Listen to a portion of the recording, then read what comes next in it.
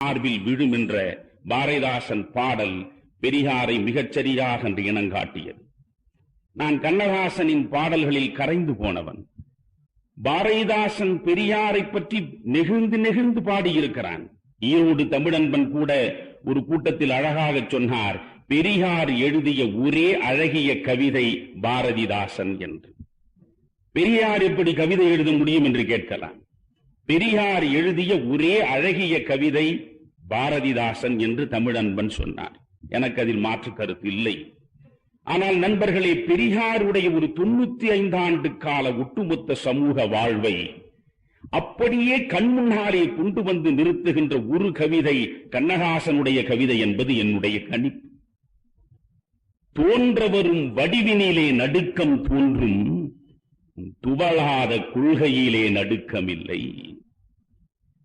தோன்றவரும் வடிவினிலே நடுக்கம் தோன்றும், தள்ளாமை காரணமாய், ஆனால் உன் துவளாத கொள்கையிலே நடுக்கமில்லை. ஊன்றி வரும் தடி சற்று நடுங்கக்கூடும், உன் உள்ளத்தின் உரத்தினிலே நடுக்கமில்லை. வான் தவழும் வெண்மேக தாடி ஆடும், உன் வளமான சிந்தனைக்கு ஓர் ஆட்டமில்லை. ஆன்றவிந்த பெரியார்க்கும் பெரியார் எங்கள் ஐயாவுக்கு இணை அவரே மற்றோர் இல்லை. நீதிமன்ற நீதிக்கும் நீதி சொல்வார், நெறிகெட்டு வளைந்ததெல்லாம் நிமிர்த்தி வைப்பார். நீதிமன்ற நீதிக்கும் நீதி சொல்வார், நெறிகெட்டு வளைந்ததெல்லாம் நிமிர்த்தி வைப்பார். சாதி எனும் நாகத்தை தாக்கி தாக்கி சாகடித்த பெருமை அவர் தடிக்கே உண்டு. நாதியிலார் நாதி பெற நாப்படைத்தார், நாதியிலார் நாதி பெற நாப்படைத்தார். 45 கோடி மக்களுக்கும் பேதமிலா வாழ்வு தர பெரியாராய் பிறந்து வந்தார்.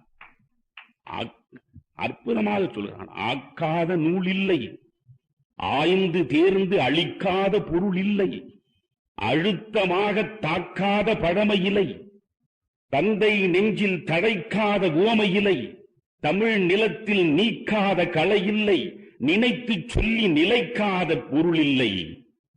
கருணை மழை மேகத்தை காலம் காக்கும் என்றான். ஆனால் அந்த கருணை மழை மேகத்தை கடவுள் காப்பான் என்று சொல்லத்தான் கண்ணதாசன் நினைக்கிறான்.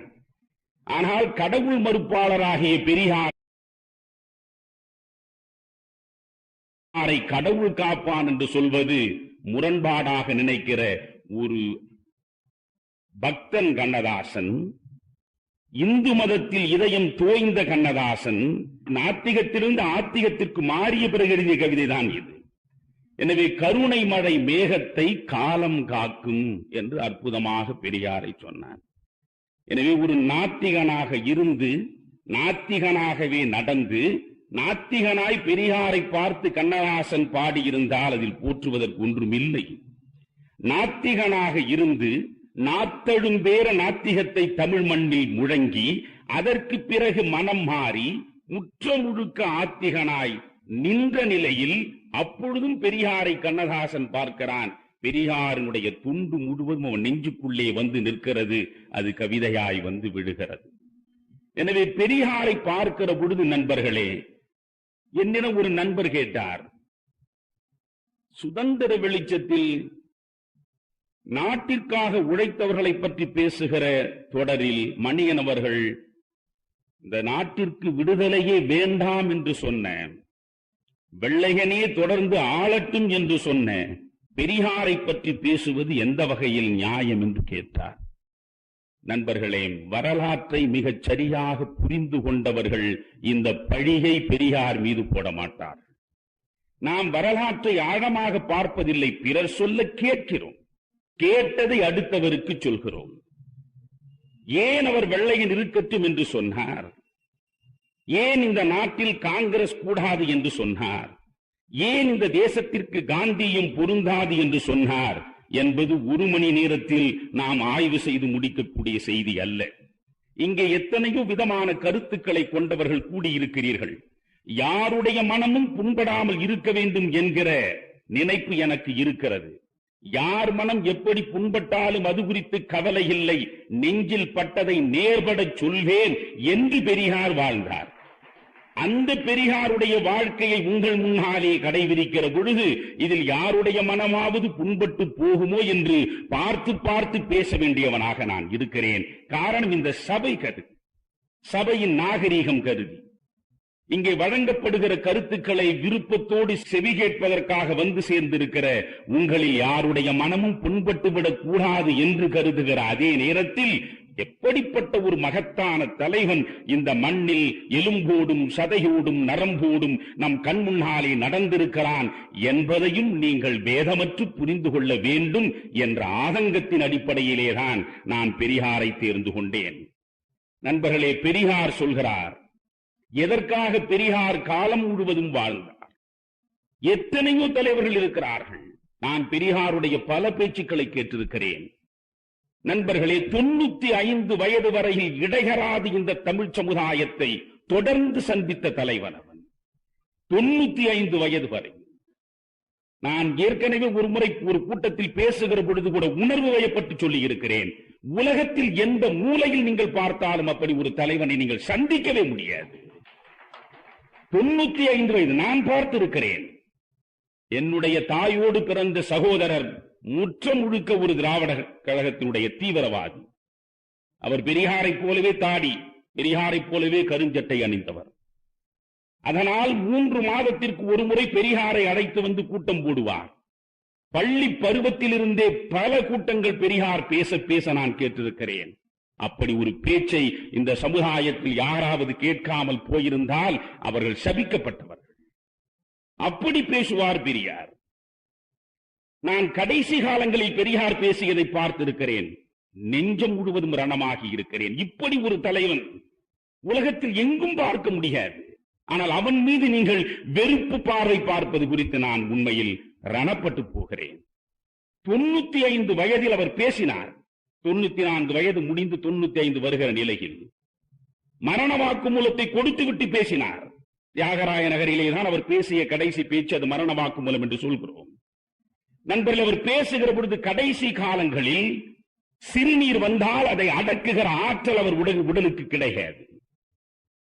7 மணிக்கு பொதுக்கூட்டம் என்று சொன்னால் மகத்தான மாபெரும் தலைவன் காந்தி, மகாத்மா காந்தி ஈரோட்டில் பெரியார் வீட்டில் வந்து சந்தித்து பேசியதன் விளைவாகத்தான் இந்த தேசம் கள்ளுக்கடை மறியலையே கண்டது என்பதை இந்த நாட்டில் பல பேர் அறிந்து வைத்திருக்கவில்லை. பெரியாரும் காந்தியும் பெங்களூரில் என்ன பேசினார்கள் யாருக்கும் தெரியாது. ஆகஸ்ட் புரட்சியின் கதாநாயகன் ஜெயபிரகாஷ் நாராயண் அங்கிருந்து ஈரோட்டுக்கு வந்து பெரியாரை சந்தித்து நீங்கள் எங்களோடு இருக்க வேண்டும் என்று வேண்டியது யாருக்கும் தெரியாது. பூதான இயக்கத்தின் மகத்தான தலைவன் வினோபா பாவே பெரியாரை தேடி வந்து பெரியாரிடம் நெஞ்சம் கலந்து பேசியது நம்மில் பல பேருக்கு தெரியாது. அவ்வளவு பெரிய தலைவன். இந்த சென்னை ராஜதானியின் முதலமைச்சராக, பிரிமியராக இருக்க வேண்டும் என்று ராஜாஜியை வற்புறுத்திய பொழுதும் கூட அதை துச்சமென தூக்கி எறிந்த தலைவன்.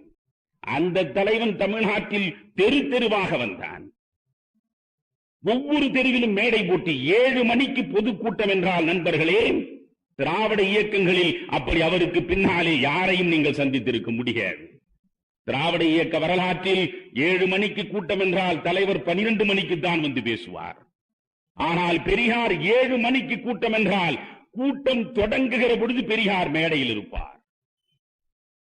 வரவேற்புரை நடக்கும். பிறகு வீரமணி ஒரு அரை மணி நேரம், 1 மணி நேரம் சகலவிதமான ஆதாரங்களையும் வைத்துக் கொண்டு பேசுவார். அதற்கு பெரியார் பின்னால் 3 மணி நேரம் பேசுவார். 3 மணி நேரம் 95 வயதில்.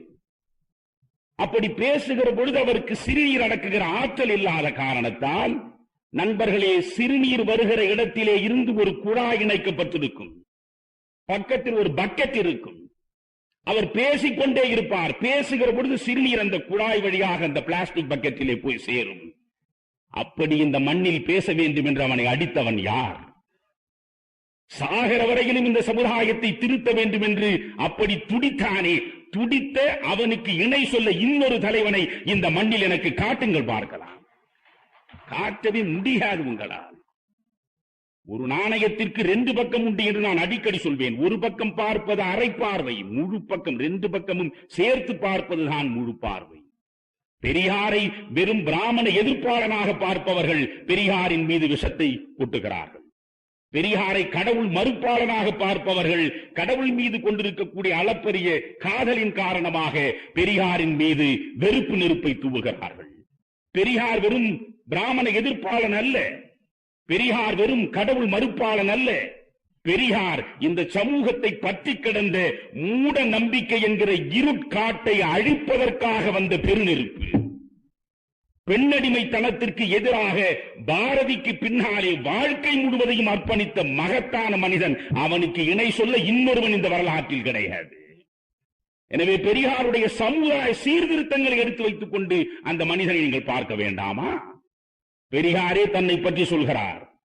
ஈவே ராமசாமி என்கிற நான் திராவிட சமுதாயத்தை திருத்தி உலகில் உள்ள மற்ற சமுதாயத்தினரைப் போல் மானமும் அறிவும் உள்ள சமுதாயமாக ஆக்கும் தொண்டை மேற்போட்டுக் கொண்டு அதே பணியாயிருப்பவன். உலக சமுதாயங்கள் திருந்திவிட்டன, மூட நம்பிக்கையின் முற்றுகையிலே இருந்து விடுபட்டு விட்டன. ஆனால் என் தமிழ் சமுதாயமே, இன்னும் நீ மூட நம்பிக்கையில் மூழ்கி கிடக்கிறாயே. மற்ற உலக சமுதாயங்களுக்கு இணையாக உன்னை திருத்துகிற ஒரே காரியத்தை என் மேற்போட்டுக் கொண்டு நான் பணியாற்றுகிறேன் என்று சொன்னவர் சாகிற வரை அதை செய்தார். நண்பர்களே, அவருடைய இளம் பருவம் தொட்டு இறுதி வரை விரிவாக பேசுவதற்காக இந்த மேடையை நான் பயன்படுத்தவில்லை. சில பேர் கேட்கிறார்களே, காங்கிரசுக்கும் பெரியாருக்கும் என்ன சம்பந்தம்? தேசிய விடுதலை போராட்டத்தில் பெரியாருடைய பங்களிப்பு என்ன என்று கேட்கக்கூடிய மனிதர்களுக்காக இவற்றை நான் சொல்ல விரும்புகிறேன். இளைஞர்கள் நிரம்ப இருக்கிறீர்கள். சகோதரி அவர்கள் கூட சொன்னார், இவ்வளவு இளைஞர்கள் அமர்ந்திருக்கிறார்களே, பார்க்க மகிழ்ச்சியாக இருக்கிறது என்று. உங்களுக்கு பெரியார் சரியாக போய் சேர வேண்டும் என்பதற்காக பேசுகிறேன். நண்பர்களே, 1918 அவர் ஈரோடு முனிசிபல் சேர்மனாக இருக்கிறார். அவர் வாழ்நாளில் வகித்த அதிகாரம் சார்ந்த அரசியல் பதவி அது ஒன்றுதான். அவர் நினைத்திருந்தால் எத்தனையோ அரசியல் பதவிகளை அலங்கரித்திருக்க முடியும். ஆனால் அந்த முனிசிபல் சேர்மன் பதவியை துச்சமென தூக்கி எறிந்துவிட்டு வந்த பின்னால் அதிகாரம் சார்ந்த தேர்தல் களத்தை விட்டு விலகி நின்றார் வாழ்நாள் வரை. அவர் சமூக மக்களுக்கு ஒரு சத்தியம் செய்தார். சாகர வரையில் நான் தேர்தல் களத்தில் நிற்க மாட்டேன், தேர்தலில் நான் நிற்க மாட்டேன் என்று சொன்னார். ஏன் நிற்க மாட்டீர்கள் என்று கேட்டபொழுது அவர் சொன்னார், அவர் ஒருவரால் தான் அப்படி சொல்ல முடியும். தேர்தலில் எவன் நின்றாலும் அவன் ஓட்டு பொறுக்குகிற பொறுக்கி என்றார். ஓட்டு பொறுக்குவதற்காக அந்த வாக்காளர்களுக்கு எவையெல்லாம் பிடிக்குமோ அவற்றை அவன் பேசுவான். நானோ எவனுக்கும் எது பிடிக்காதோ அதை மட்டும் பேசுவதற்காகவே பிறப்பெடுத்தவன். எனவே எவனுக்கும் எது பிடிக்காதோ அதை பேசுவதற்காக பிறப்பெடுத்த நான் அவனுக்கு முன்னாலே கைகூப்பி நின்று வாக்குகளை கேட்பதற்கு வரவில்லை, வாழ்நாள் முழுவதும் தேர்தல் களத்தில் நிற்க மாட்டேன் என்று சொன்னார். நண்பர்களே, 1918 அவர் முனிசிபல் சேர்மனாக ஈரோடில் இருக்கிறார். பக்கத்தில் சேலத்தில் சேலம் முனிசிபல் சேர்மனாக ராஜாஜி இருக்கிறார். நாம் பல பேர் நினைத்துக் கொண்டிருக்கிறோம் ராஜாஜியும் பெரியாரும் கடுமையான பகைவர்கள் என்று. நண்பர்களே, பிராமண எதிர்ப்பாளராக வலம் வந்த நம்முடைய பெரியாருக்கு ராஜாஜிதான் உற்ற நண்பர். 2 பேரும் சேலம் முனிசிபல் சேர்மனாகவும் ஈரோடு முனிசிபல் சேர்மனாகவும் இருக்கிறார்கள். அப்பொழுது டாக்டர் வரதராஜலு நாயுடு அவர் தொடர்பான மதுரை மில் வழக்கு ஒன்று, அந்த வழக்கு சம்பந்தமாக வழக்கில் வாதாடுகிற வழக்கறிஞராக ராஜாஜியும் வரதராஜலு நாயுடுவும் மதுரைக்கு போகிற போதெல்லாம் ஈரோட்டிலே வந்து தங்குவார்கள், பெரியாரோடு பேசுவார்கள். திரும்ப திரும்ப பெரியாரின் மீது ராஜாஜி தன்னுடைய செல்வாக்கை செலுத்தினார். இவ்வளவு அற்புதமான பொது தொண்டு ஆற்றுகிற நீங்கள் சேலம் முனிசிபல் பணிகளை விட மிகச்சிறந்த முறையில் ஈரோடு முனிசிபல் பணி நடந்து கொண்டிருந்தது. அதை மனம் விட்டே ராஜாஜி பாராட்டி இருக்கிறார். உங்களுடைய சானிட்டரி ஆபீசரை எங்கள் சேலத்திற்கு நீங்கள் அனுப்ப முடியுமா என்றும் கேட்டிருக்கிறார். இவ்வளவு சிறப்பாக பணியாற்றுகிற நீங்கள் இந்த தேசத்தின் விடுதலை வேள்வி நடத்துகிற காங்கிரஸ் பேரியக்கத்தில் கலந்து பணியாற்றலாகாதா என்று கேட்டார். வரதராஜிலு நாயுடுவும் ராஜாஜியும் திரும்ப திரும்ப வற்புறுத்தியதனால் பெரியார் 1919 காங்கிரஸ் களத்திற்குள்ளே வந்து நிற்கிறார். நண்பர்களே, வருகிற பொழுதே 1920 மகாத்மா காந்தி ஒத்துழையாமை இயக்கம் ஒன்று புரிந்து கொள்ள வேண்டும். 1919 ஜாலியன் வாலாபாக் படுகொலை வரையில் இந்த தேசத்தில் காந்திய செல்வாக்கு கிடையாது. காங்கிரஸ் என்பது திலகருடைய செல்வாக்கிலே இருந்தது. திலகருடைய செல்வாக்கு சரிகிற பொழுது அன்னி பெசன்ட் அம்மையார் அங்கிருந்து வந்தவர், அவருடைய செல்வாக்கு வளர்ந்தது.